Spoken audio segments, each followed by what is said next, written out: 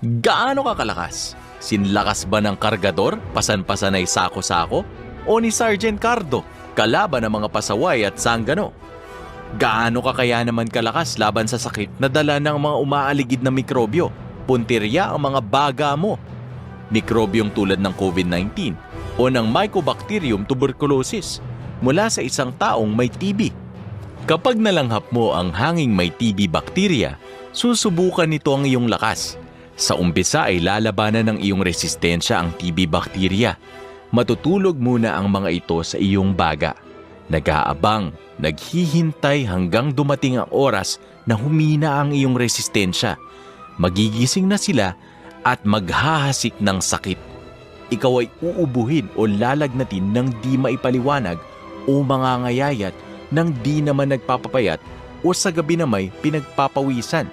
Kung tuloy-tuloy ang isa sa mga sintomas na ito at umabot na ng 2 linggo, magpa-check up agad dahil baka umaatake na ang dating natutulog na mga mikrobyo. May TB naman na walang ganitong mga sintomas at umaatake sa ibang bahagi tulad ng iyong leeg, buto, tiyan o utak. Ang TB ay nagagamot. Mas maagang malaman kung TB nga ang kalaban, mas maayos ang magiging gamutan at mas madali ang pagbalik ng lakas ng katawan. Para TB-free, pa-check up agad. Yan ang daan sa bago mong lakas. Gaano ka katatag? Sintatag ng kawayan sa hampas ng hanging nakikisayaw? Sintatag ng bantay ni Rizal, nakatayo ng buong araw? Gaano naman kaya katatag ang iyong mga baga?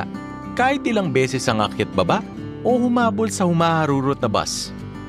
Ang iyong mga baga ang isa sa mga pangunahing bahagi ng iyong katawan na maagang tumatanda at unang humihina.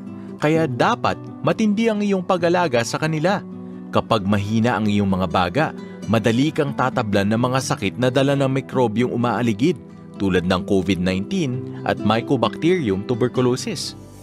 Ang pagbahing, hatching at pag-ubo ay natural na depensa ng iyong katawan para alisin ang mga mikrobyo sa iyong ilong, lalamunan at mga baga. Ang iyong ubot hatching, lagi mong takpan. Magsuot ng face mask kapag nasa pampublikong lugar at lansangan. Magtakda ng 1 metrong distansya mula sa iba para walang hawaan. At kapag nakaramdam ng mga sintomas ng ubo, lagnat o hirap sa paghinga, pa-check up na agad. At baka COVID-19 o TB na yan. Pagdating sa mga sintomas na ito, hindi kailangan ng patatagan o patagalan. Para TB-free, pa-check up agad. Yan ang style ng taong matatag. Gaano ka katibay? Sintibay ng haliging di payayanig sa magnitude 6? Sintibay ng boksingerong umaabot ng round 12? Gaano ka naman kaya katibay para matapos ang gamutan laban sa tuberculosis? Depende sa uri ng Mycobacterium tuberculosis na iyong nasagap, maaaring tumagal ang gamutan ng 6 na buwan hanggang 1 taon para sa drug-susceptible TB, ang TB na mapagagaling ng pangunahing gamot o first-line drugs. Tumatagal naman ng 9 na buwan hanggang 2 taon ang gamutan laban sa drug-resistant TB, ang mas matinding uri ng TB. Ang TB ay nagagamot, pero dapat araw-araw mong iniinom ang iyong mga gamot sa takdang oras o ayon sa payo ng iyong doktor. Kung may maramdaman kang side effects tulad ng pagkahilo, pagsusuka o pangangati, ipaalam sa iyong treatment partner, nurse o doktor. Nalulunasan ng mga side effects na ito kaya huwag kang susuko, huwag kang bibitaw. Mapatutunayan mo sa iyong sarili at sa mga mahal mo sa buhay kung gaano ka nga katibay. Para TB-free, huwag magminti sa gamutan. Tibayan ang iyong dibdib. Gaano ka katutok? Sintutok ni Bisor sa assembly line? Sintutok ni Bianan kapag nagluluto ka ng sinigang? Gaano ka naman kaya katutok kung ikaw ang treatment partner laban sa tuberculosis ni Mrs. o ni Father o ni Brother o Sister? Matindi ang bagsik ng bakterya na sanhi ng TB, kaya ang gamutan laban dito ay ganoon din katindi. Ang TB ay nagagamot, araw-araw at inaabot ng 6 na buwan hanggang 2 taon ng gamutan, depende sa uri ng TB na ginagamot. Kaya dapat matutok ka bilang treatment partner ni Mrs. o ni Father o ni brother o sister. Hindi siya dapat magmintis sa gamutan. Tumawag sa inyong nurse o doktor para sa kanyang supply ng libreng gamot sa loob ng 1 buwan. Tutukan din kung may maramdaman siyang side effects. Nalulunasan ang mga side effects na ito kaya bigyan siya ng lakas ng loob at tibay ng dibdib. Para siya ay TB-free, huwag magmintis sa gamutan. Bilang treatment partner, maging matutok na may kasamang tender loving care. Gaano kabagsik ang TB bacteria? Ilang libong taon nang pakalat-kalat sa ating mundo at kasaysayan ang Mycobacterium tuberculosis, ang bakteryang sanhi ng TB. Taon-taon, higit 1 milyong Pilipino ang nagkakasakit ng TB. Kung ikaw ay may aktibong sakit na TB, kaya mong makahawa ng 10 iba pang tao kapag hindi ka nagpagamot. Kapag ikaw ay umubo o humatsing ng hindi nagtatakip, sumasama sa mga respiratory droplet ang TB bacteria. Sa sobrang bagsik, kayang tumagal ng palutang-lutang sa hangin ang bakterya sa loob ng 6 hanggang 9 na oras, lalo na kung kulob o sarado ang isang kwarto o lugar. Maaaring malanghap ng mga kasama mo sa bahay o hanap buhay ang hanging may TB bacteria. Yan ang simula ng pagkahawa. Kaya kung kumpirmadong may TB ka, matapos magpasuri, dapat bigyang proteksyon din ang mga mahal mo sa buhay at iba pang lagi mong nakakasalamuha. Si Bunso at iba pang kadikit sa buhay, lalo na kung may diabetes, immunocompromised, may HIV o naninigarilyo. Para sigurado, ipakonsulta lahat ng mga kasama sa bahay at kadikit sa buhay. Maaaring natutulog lamang sa kanilang mga baga ang TB bacteria. Naghihintay ng tamang pagkakataon para maghasik ng sakit sa mga baga o iba pang bahagi ng katawan. TB infection ang tawag sa kondisyong ito. May bakterya na sa katawan pero wala pang sintomas na may sakit na ng TB. Habang natutulog ang TB bacteria sa kanilang katawan, kailangang labanan na sila para maagapan. Kapag pinabayaan, pwedeng maging ganap na sakit na TB ang pupuntahan. Ganyan kabagsik ang TB bacteria, kaya dapat matindi at matagal din ang gamutan laban dito. Huwag hintaying magising ang mga bakterya. Kaya para maiwasan ang sakit na TB, magtanggal bacteria power ng TB Preventive Treatment o TPT. Ang TPT ay ang pag-inom ng antibiotics na panlaban sa natutulog na TB bacteria sa loob ng 3 hanggang 6 na buwan. Inumin ang mga gamot ayon sa payo ng iyong doktor. Dapat walang mintis sa pag-inom para tuluyang matanggal ang bakterya sa katawan at maiwasan ang sakit na TB. Kaya para TB-free sila, mag-TPT, Tanggal Bacteria Power, ngayon na. Tanggal bakterya ngayon, iwas TB sa mahabang panahon. Sa gitna ng COVID-19 pandemic, kailangang matibay ang ating dibdib laban din sa mga sakit tulad ng tuberculosis o TB. Magpa-check up at alamin kung may TB ka o wala. Magpa-chest x-ray at magpa-test. Magpagamot. Magpakasigurong wala ring TB lahat ng mga mahal mo. Maging matatag.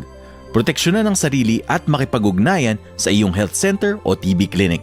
Isang paalala mula sa #TBFreePH ng Department of Health at USAID. Sama-sama sa TB-Free Pamilya. Bawat pamilyang Pilipino dapat malusog, walang sakit at malayo sa mga bisyo. Pero may mga bisyong nakasanayan na tulad ng paninigarilyo. Dahil sa paninigarilyo, humihina ang mga baga. At kung mahina na ang mga baga, mas madali kang kapitan ng mga sakit tulad ng tuberculosis o TB. Tinatayang 1 sa 5 taong namatay dahil sa TB ay mayroon ding bisyo ng paninigarilyo. Maaari mong malanghap ang TB bacteria mula sa isang taong may sakit na TB, lalo na kung lagi mo siyang kasama. Sisikapin muna ng iyong katawan na labanan ang TB bacteria. Matutulog muna ang TB bacteria sa iyong mga baga. Kapag humina ang iyong resistensya, aatake na ang mga bakterya at magdudulot ng aktibong sakit na TB. Karaniwang sintomas ng sakit na TB ang 2 linggo o higit pang pag-ubo, lagnat na di may paliwanag, pamamayat, at labis na pamamawis sa gabi. Magpakonsulta agad sa pinakamalapit na health center. Libre ang gamutan laban sa TB sa ating health center. Depende sa uri ng TB bacteria. Umaabot ng 6 hanggang 20 na buwan ang gamutan upang tuluyang mawala ang bakterya sa iyong katawan. Habang may panahon pa, umiwas sa paninigarilyo para mapanatiling healthy ang lungs mo. Dahil sa Pantawid Pamilya, di lang malusog at malayo sa mga bisyo. Dapat ay TB-free pamilya din tayo. Para healthy lungs, consult tayo sa ating mga healthcare workers. TB is curable. Ang TB ay nagagamot. TB is curable. And yet, nearly 60 Filipinos still die of TB every. Single day. Kaya nating iwasan ang TB. It's time to help save lives. Do your part. If you or anyone you know have these symptoms, pacheck agad. Pa-check agad. Right away. Right away. Kumonsulta sa pinakamalapit na health center or TB clinic. Because TB is curable. The treatment is free. Libre ang pagpapagamot. Let's work together to help find, treat, and prevent the spread of TB. Because TB is curable. Libre ang pagpapagamot. Pacheck ka na. Right away. Now na ha. Show that you care. End TB. End TB. End TB. And TB. And TB. Now na!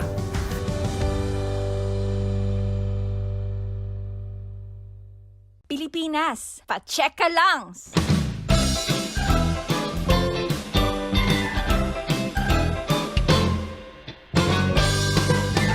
Kamusta, ate at kuya? Maluwag ba ang paghinga? Inhale, exhale. Kamusta, tatay at nanay? Hingal-hingal ka ba? O tay, okay ka lang po? Kumain ng masusustansyang pagkain. Sapat na ehersisyo'y siguraduhin. Sigarilyo ay iwasan. Linisin ang kapaligiran. At kung may nararamdaman, sintomas na di maintindihan, night sweats, cough, lagnat at pangangayayan, baka TB ang salari, huwag nang patagalin. Magpakonsulta ka na. Bago lumala, la la la la la. Magpa-check ka na, la la la la. Lungs, huwag maniwala sa kwentong barbero. Doon tayo sa trusted healthcare provider. Saan tayo? Bago lumala, la la la la la. Magpa-check ka na, la la la la. Lungs, huwag maniwala sa kwentong barbero. Doon tayo sa trusted healthcare provider. Pilipinas, para healthy lungs. Pa-check ka lang!